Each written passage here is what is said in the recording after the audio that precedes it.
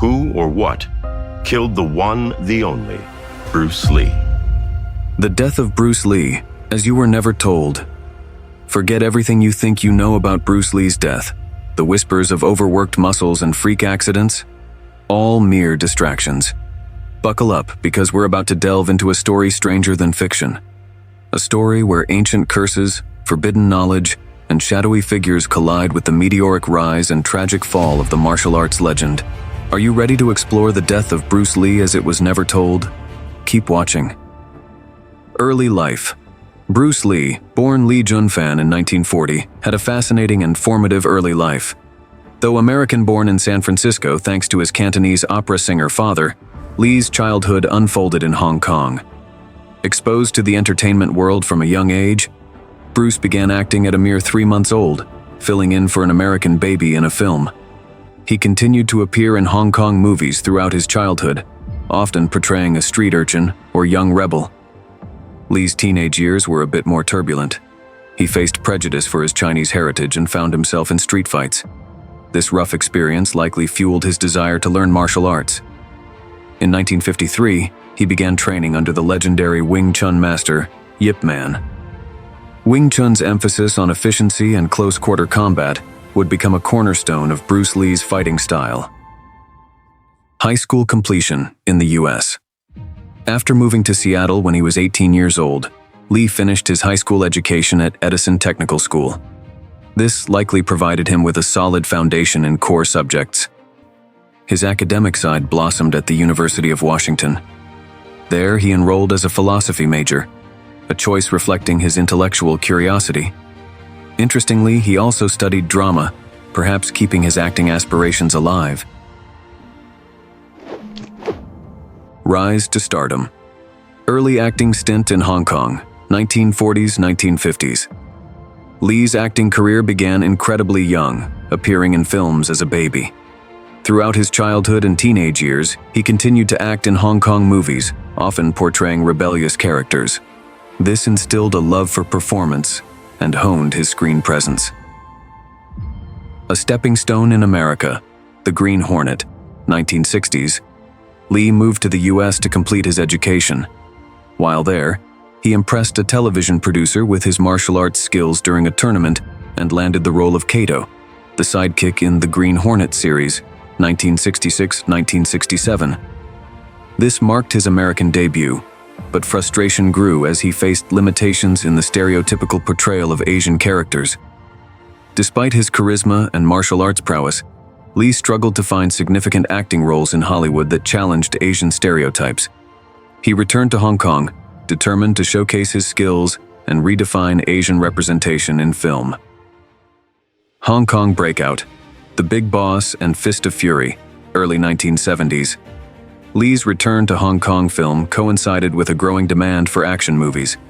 He landed starring roles in films like The Big Boss, 1971, and Fist of Fury, 1972. These films showcased his innovative fighting style, charisma, national pride, and breaking box office records in Hong Kong and Southeast Asia. Building on his Hong Kong success, Lee co-produced and starred in Enter the Dragon, 1973, a co-production between Hong Kong and Hollywood. This film was released tragically after his untimely death. It became a worldwide phenomenon, catapulting Lee to international superstardom and forever altering the landscape of martial arts cinema. Final days and theories behind his death. Bruce Lee's sudden death at the age of 32 continues to spark debate, with several theories persisting. Here's a deeper dive into some of the more prominent ones. 1. Family curse. Proponents of the curse theory point to the untimely deaths of both Bruce Lee and his son, Brandon Lee, shot on a film set in 1993, as evidence, and also that his parents lost a son before his birth, which made his mother go as far as giving him a name, Little Phoenix, to help him evade the supposedly maneuvering spirits. But this theory holds no water, as his older brother Peter lived till the age of 69, and his younger brother Robert is still alive till this day. 2. Poisoned by a jealous lover. This theory alleges Lee's death was linked to an extramarital affair with actress Betty Ting Pei. Depending on the variation, the theory suggests Lee was poisoned by Ting Pei, perhaps accidentally or intentionally. Lee was known to be close friends with Betty Ting Pei, and they were reportedly discussing a film script at her apartment when he felt an ache in his head, and she gave him the drug Equigesic, aspirin and meprobamate. He slept and never woke up again. She shook him, but to no avail. And then she called his business partner, Raymond Chow, after which he was taken to the hospital and confirmed dead by 11:30 p.m. that same day. The reason for the demise was cited to be cerebral edema, caused by the hypersensitivity to Equigesic, the drug that Betty administered. 3. Kung Fu triads and syndicates. Lee has been formally asked to stop teaching Kung Fu to Americans and non-Chinese citizens, but he resisted, causing a growing amount of hate and contempt from his Chinese Kung Fu counterparts. A fight was scheduled with Wong Jackman to address this issue, citing that if Lee wins, he'll continue with his martial arts academy. If Lee loses, he'll have to entirely stop the martial arts academy. The fight occurred in 1964. Lee claimed the fight was arranged to settle a dispute between his martial arts school and Wong's. He described a quick and decisive victory, defeating Wong within minutes. Wong disputed this, claiming the fight lasted much longer and was more even. He alleged Lee used unconventional tactics and that the fight was stopped prematurely. Due to controversy, both men reportedly agreed not to discuss the fight publicly. However, Lee later mentioned the fight in an article, referring to Wong as the runner, implying he retreated. This reignited the controversy. So, it is believed that one of those syndicates he fought against, and who were also against him teaching non-Chinese citizens, had a hand in his untimely death. Training and drinking much water. The theory that Bruce Lee underwent surgery to remove his sweat glands is interesting but ultimately unsubstantiated. Here's a breakdown of the theory and the reasons why it's unlikely to be true. The origin of the theory. This theory emerged after Lee's death in 1973. Some sources claim Lee believed underarm sweat looked bad on screen and opted for surgery to address it. Why it's unlikely? 1. Lack of evidence.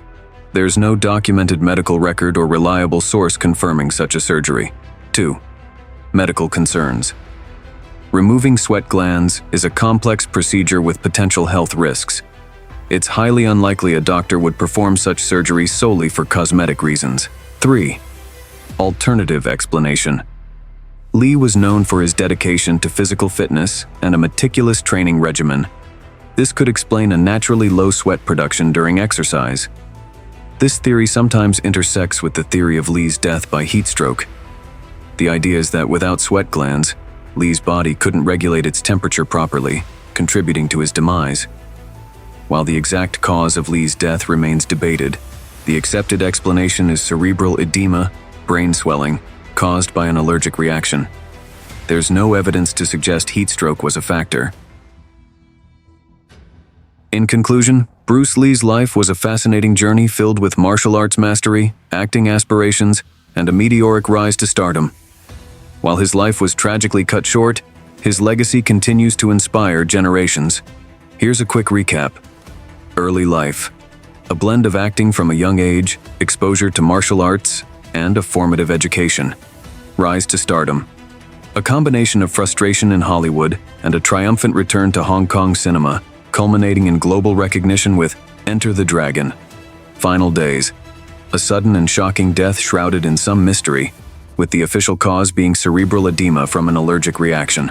Lingering theories. Theories surrounding his death, while intriguing, lack strong evidence and often veer into speculation. Legacy. Bruce Lee's impact on martial arts, film, and Asian representation is undeniable. He remains an icon whose dedication, philosophy, and physical prowess continue to inspire.